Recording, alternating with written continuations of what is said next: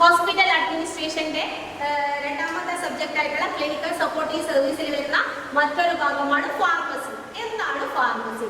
നമുക്കറിയാം ഫാർമസി എന്ന് പറയുന്നത് നമുക്ക് ഡ്രഗ് ഓർ മെഡിസിൻ മരുന്നുകളിൽ നമുക്ക് റിസീവ് ചെയ്യുന്ന സ്ഥലം അല്ലെ. അതെന്തായിരിക്കാം? ടാബ്ലറ്റ് ആയിരിക്കാം, സിറപ്പ് ആയിരിക്കാം, ഇഞ്ചക്ഷൻ ആയിരിക്കാം, മറ്റ് എനിത്തിങ്.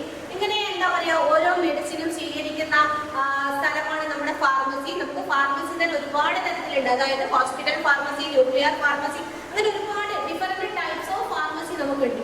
അതിലൊരു ഹോസ്പിറ്റൽ ഫാർമസി എന്ന് പറയുമ്പോൾ നമുക്കറിയാം ഫാർമസി നമുക്ക് മെഡിസിൻ തരുന്ന അല്ലെങ്കിൽ ഡ്രഗ് തരുന്ന ആളാണ് ഫാർമസിസ്റ്റ്. ഫാർമസിസ്റ്റ് എന്തായിരിക്കണം? എപ്പോഴും സ്പെസിഫിക് ഓരോ മെഡിസിനും നമുക്ക് തരുമ്പോൾ അതിനെ കുറിച്ച് വ്യക്തമായിട്ടുള്ള ഏത് ഡോസിലാണ്, എത്ര സമയത്തില്, ഏതൊക്കെ സമയത്ത്, ഏതൊക്കെ രീതിയിലാണ് ആ മെഡിസിൻ നമുക്ക് അഡ്മിനിസ്ട്രേഷൻ, അതായത് നമുക്ക് ഏത് വഴി റൂട്ട് ഓഫ് അല്ലെങ്കിൽ മോഡ് ഓഫ് അഡ്മിനിസ്ട്രേഷൻ എന്നുള്ള കാര്യങ്ങളൊക്കെ പേഷ്യന്റിന് വ്യക്തമായി പറഞ്ഞ് മനസ്സിലാക്കി കൊടുക്കുന്ന ഒരാളാണ് ഫാർമസിസ്റ്റ്. ഇനിയിപ്പോ നമ്മൾ providing medicines in emergency situations, ഒരു ഹോസ്പിറ്റൽ ഫാർമസി ആകുമ്പോൾ അവർക്ക് എന്ത് ചെയ്യണം? പ്രൊവൈഡ് മെഡിസിൻ അല്ലെ, പെട്ടെന്ന് കൊടുക്കണം, ഡിലേ വരാൻ പാടില്ല അവിടെ. അതേപോലെ തന്നെ എന്തുണ്ടാകാൻ പാടില്ല? നമ്മൾ കൊടുക്കുന്ന മെഡിസിൻ കറക്റ്റ് ആയിരിക്കണം, അതില് മെഡിസിൻ മാറാൻ പാടില്ല. ഒരുപക്ഷെ മെഡിസിൻ മാറിക്കഴിഞ്ഞാൽ ആ പേഷ്യന്റിന്റെ ജീവന് തന്നെ എന്താണ്, ഒരുപാട് ആപത്താണ്. അതുകൊണ്ട് ഇങ്ങനെയുള്ള ഒരുപാട് കാര്യങ്ങൾ വ്യക്തമായ രീതിയിൽ കൃത്യമായ കാലയളവിൽ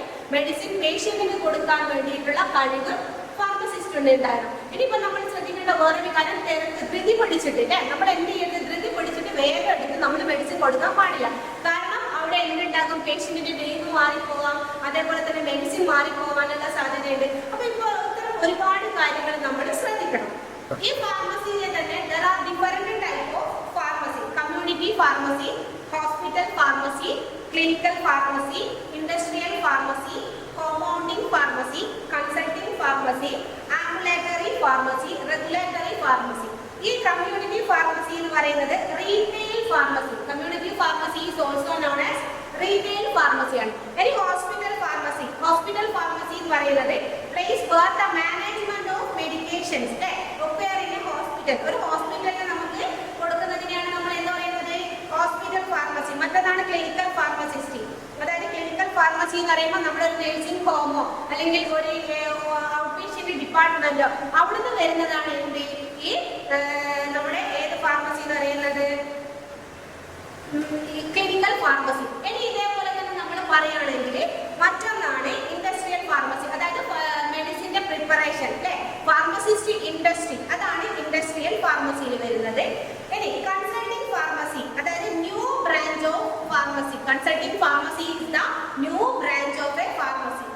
ഇനി home care pharmacy. Home care pharmacy എന്ന് പറയുമ്പോൾ ലോങ് ഡിസ്റ്റൻസ്, അതായത് കുറെ കാലം കിടപ്പിലായിട്ടുള്ള പേഷ്യൻസിന് important preparation and delivery, injections and medicines, അതാണ് നമ്മുടെ ഈ ഹോം കെയർ ഫാർമസിയിൽ വരുന്നത്.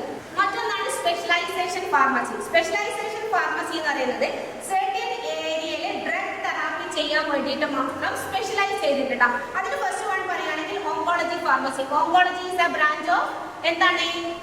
ക്യാൻസർ അല്ലെ, ക്യാൻസറിന്റെ സ്റ്റഡി ഓഫ് ക്യാൻസേഴ്സ്, ക്യാൻസറിനെ കുറിച്ച് പഠിക്കുന്ന ആ ഓങ്കോളജി ഫാർമസി ഉണ്ടാകും. മറ്റൊന്നാണ് ന്യൂക്ലിയർ ഫാർമസി, അതേപോലെ തന്നെ psycho pharmacology, personal pharmacology, nutritional support pharmacy, hospital pharmacy, paediatric pharmacy. ഇതൊക്കെയാണ് സ്പെഷ്യലൈസ്, അതായത് ഓരോന്നിലും മാത്രം സ്പെഷ്യലൈസ് ചെയ്യാം. ഓങ്കോളജി, ക്യാൻസർ, പീഡിയാട്രിക് എന്ന് പറയുമ്പോൾ ചിൽഡ്രൻസിനെ സ്പെഷ്യലൈസ് ചെയ്തിട്ടുള്ളത്, സൈക്കോ എന്ന് പറയുമ്പോൾ സൈക്യാട്രി ആയിട്ട് ബന്ധപ്പെട്ട്. അപ്പൊ ഇങ്ങനെ ഓരോരോ ബ്രാഞ്ചുകളുമായി ബന്ധപ്പെട്ടിട്ട് എന്തുണ്ടാകും? സ്പെഷ്യലൈസ് ഫാർമസികൾ ഉണ്ടാകും.